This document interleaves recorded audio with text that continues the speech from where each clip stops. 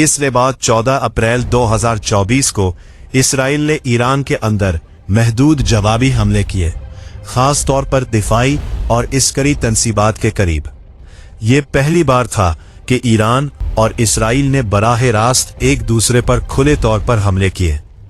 इससे पहले ज्यादातर लड़ाई प्रॉक्सी वॉर यानी लबनान, शाम और गजा वगैरह के जरिए होती थी।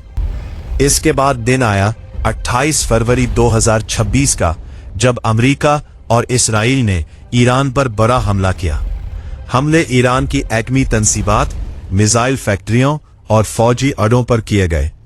इन हमलों में ईरान के लिए सबसे बड़ा धचका ईरानी सुप्रीम लीडर आयतुल्लाह खामेनाई की शहादत थी। इसराइल ने खाम ही शहादत गवाई। ईरान ने फौरी तौर पर उनके बेटे मुज्तबा खामेनाई को ईरान का नया सुप्रीम लीडर बना दिया।